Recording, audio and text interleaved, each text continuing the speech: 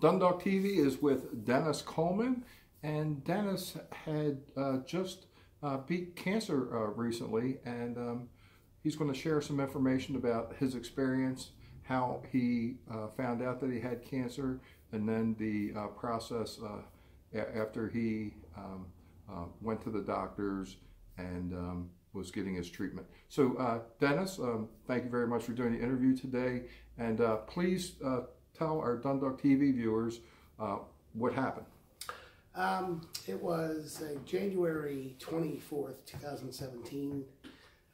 My fiance, my eyes, my vision was blurry, but it had been blurry for a couple months prior to that. I thought it was just because I was getting old, so time to get glasses.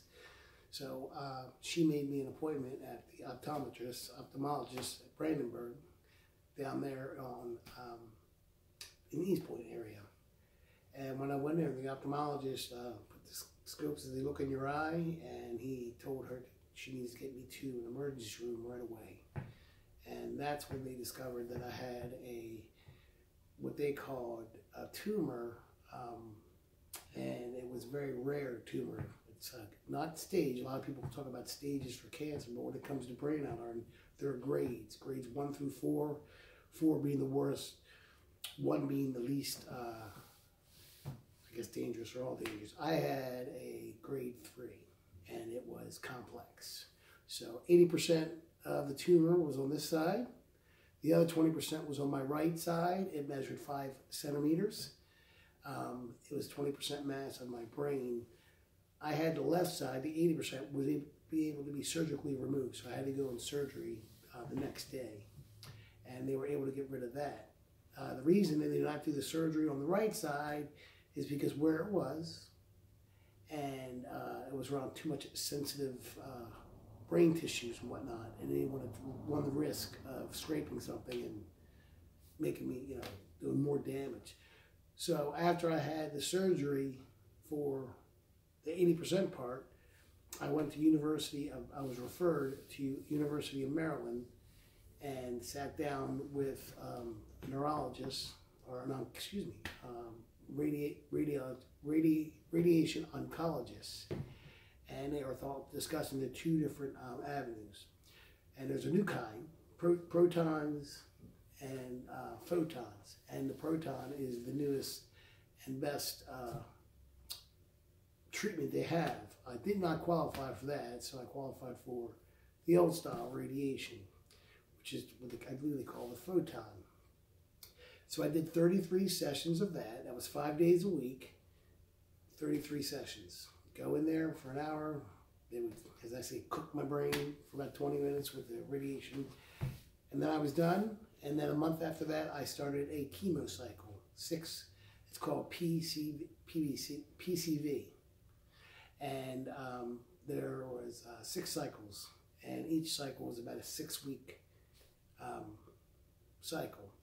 And the medical oncologist, so I had the radio oncologist took care of the radiation, and then we went to the medical oncologist to do the chemo, and he said most people don't make it past the 4th cycle. Not that they're going to pass away, but that's all their body can handle before they start getting sickly. I wanted to make sure I made all 6 cycles, which I did.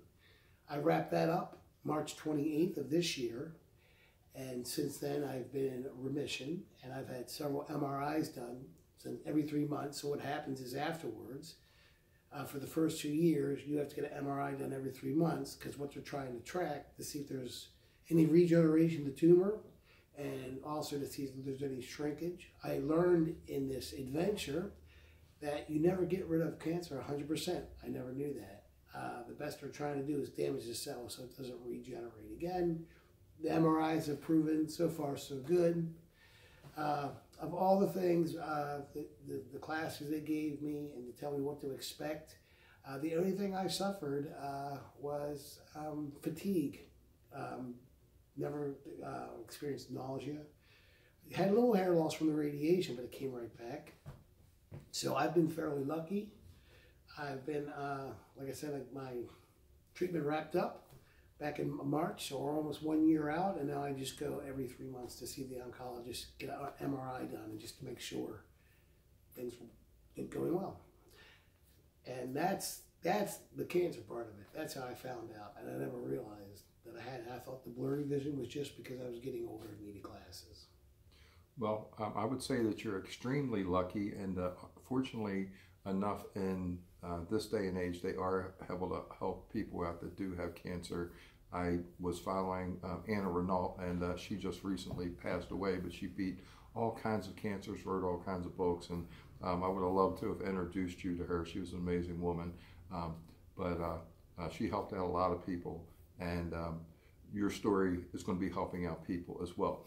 Now, I don't know the two different kinds of treatment that you discussed. You had the radiation, but the other treatment, it sounds like it's somewhat newer. So can you explain, do you know anything very much about the other treatment that you weren't able to have? And then please discuss why you weren't able to have that. Well, it's a new treatment. Most insurance companies will not cover it. It's very expensive, okay? And it's called, I believe it's, because the one was Photon, which I remember as a game back in the early 90s, the laser game, but that's what it's called. And this is, I think, called Proton. And that's at the time, it was a new experimental treatment, radiation, but a different form. And what I believe it combines was radiation and chemo all in one. So instead of having to go through the set of radiation and then doing the 6 cycles of the chemo, this was a treatment that would wrap it all up like within 30 days, okay? My insurance would not approve paying for it. So given that, I did the PCV cycle. Now what that consists of is it's 6 weeks. So you go in and you get a shot, okay, of what they call vincristine, all right? And I didn't have a port put in. I was very lucky. I just had to go in to the chemo center, to their infusion center to get the shot. So I'd get the shot, all right? I'd take a couple pills when I got that shot, and then I would order from Walgreens. Walgreens was the only one to have this drug, which is Machilin, okay? I would get a script of Machilin, and I'd have to take 2 of those a day for like 12 days, 12 to 14 days. Then I'd wait a week, I'd go back in, get another shot of vincristine. That's that cycle, okay? And then I'd follow up with the medical oncologist, see what was going on, get an MRI, see how everything was working, and then I'd schedule the next PVC cycle, PCV. So what was the difference between, you said it was probably about 30 days for the new procedure. How long did it take you to do the procedure that you did, or the treatment, I should say? Sure. I started the radiation like April 10th of 2017, okay? Wrapped it up because it was 33 sessions, not on weekends, just every weekday for 5 days a week, all right? And I wrapped that up towards like mid-April. And then I waited 6 weeks, and then I started the PCV. That's the chemo treatment. And then that lasted from June 2017 to March. Well, I would have to say, from what you have just shared with me, that someone in your situation, which was very serious, that having the other treatment could have been more beneficial for you, not only in the amount of time, but some people, if the cancer was very aggressive for them, if they didn't get the other treatment, they might not have been as lucky as you. So, That's true. So there's a cost analysis in there that the insurers are doing, and they're gambling with people's lives. So I'm very happy that you brought that out, and I hope that other people don't go through the same problems that you have. And the whole point of Dundalk TV doing these interviews is to show how lucky people have been, but also to let them know what they're going to be going through, and to give them knowledge about what they're dealing with, and especially not only with cancer or any other kind of struggle that people are going through, like myself with traumatic brain injury, but also with the insurance companies, with courts and things of that nature, with doctors, a lot of medical professionals I have found don't do as good of a job as we Like- would all like them Like to. you were raised to believe, like you see on TV. No, I've never been in the hospital prior to this, and let me tell you something. I hated being in the hospital. They're very stoic. They don't have to bend in my knee, but the nurses, you think of a nurse, ladies carrying that kind. It's all about numbers. It's about in and out, in and out. You know? Right. And it's very expensive. Right. It's not about you. It's all about the money. Yeah. So, and if you live or die, they see people living and dying all the time. It's not really that important. They're more focused on what's happening in their life to some degree. I have seen very good care on I have too. oncology. So I don't want to paint with the I don't want broadest to of cast aspersions on the whole lot. but broadest of I brushes. That would be learned a wrong. lot. Needless to say, and I ran into good people there, and that's the other thing. If you can get a hold of somebody in there and they provide you their direct number, name, grab it. Yes. And keep it. And keep very good records. Very hard. It's very complex. You get lots of bills. You don't know what's billed. I learned a lot. I could be a medical records keeper if I wanted to now. Well, let me go back to the part about what I was talking about, being a traumatic brain injury and the importance of these type interviews. One of the things that a lot of people don't realize, and I was working with Anna Renault to bring this out, was chemo brain. She did an interview about that. So what kind of experience did you have with memory? Did you suffer memory problems? I didn't suffer anything except for fatigue. Only fatigue. That's it. I had no pain, no nausea. When they did the surgery on my brain, they did a craniotomy, so that's why I have that scar here. So they did a fine cut, and I woke up, never experienced, and my head's never hurt from that, and it was amazing. We've come along. 30 years ago, this would have been a death sentence. We've come, like you were saying, we've come a long way there, medically speaking.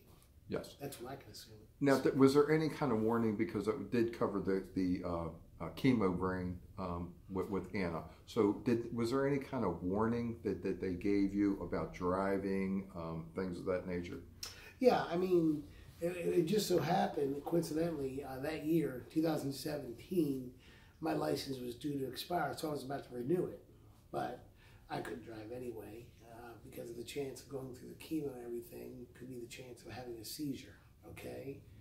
I take Keppra, which is anti-seizure medicine. I have not experienced any seizures, but there was concern with that, but that was it.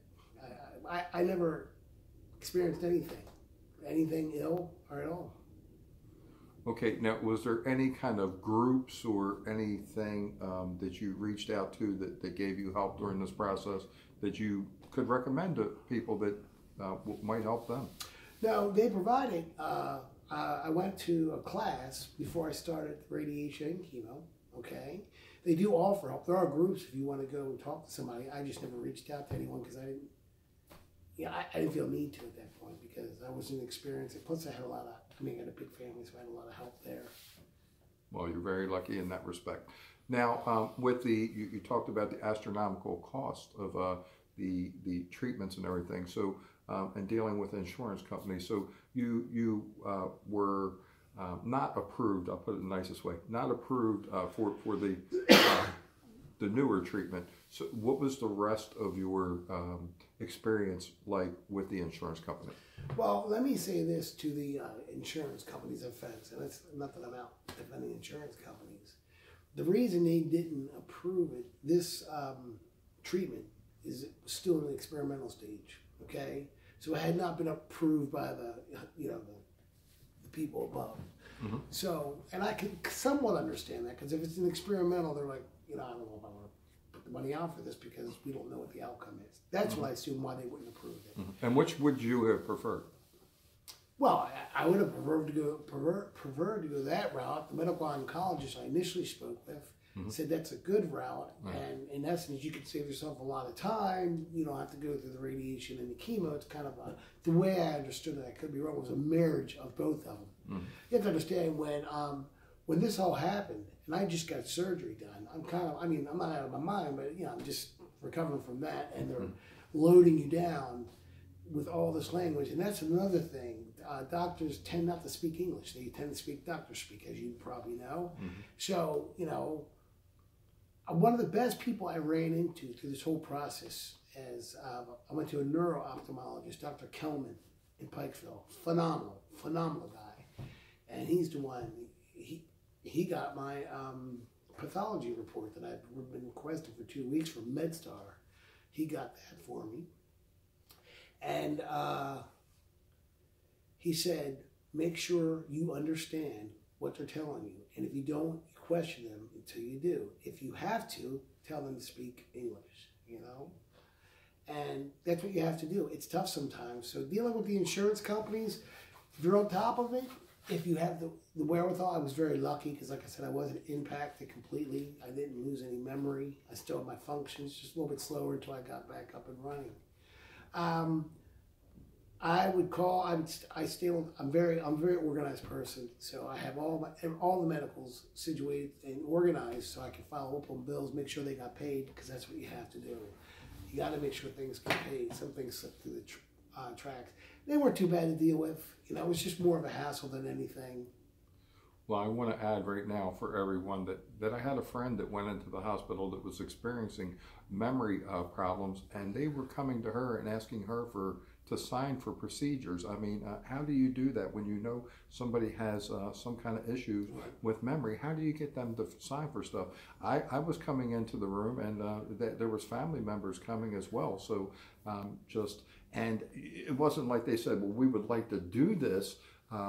They were, you know, to a group of people or to people that were coming in and visiting and helping her make a decision. They were just asking her. And I find that to be incredibly wrong. I think that's a big problem in our medical industry that needs to be changed. If someone has memory problems, I don't think that someone from the hospital should be coming in and asking anyone to sign that doesn't have their full faculties. Well, I think that's wrong. Well, legally, contractually speaking, somebody who doesn't have the mental capacity, whether they're 18 years or older or not, you're not supposed to give them the sign because they don't have the capacity. You know, they either have a power of attorney or a family member. It doesn't surprise me. I don't know. I don't know that she had the power of attorney, though. I really don't. No, but the fact that they're trying to get her to sign, and she's got, like you're saying, memory problems. Well, I know that the family did make a decision. They took her off a ventilator. I know that at that point in time, maybe they changed things. I'm not sure. Right. But they were coming to her and asking her to sign. It was just. I was beside myself. I couldn't believe they were doing that. So, now, is there any advice that you would like to give anyone that may be experiencing some of the problems that you went through?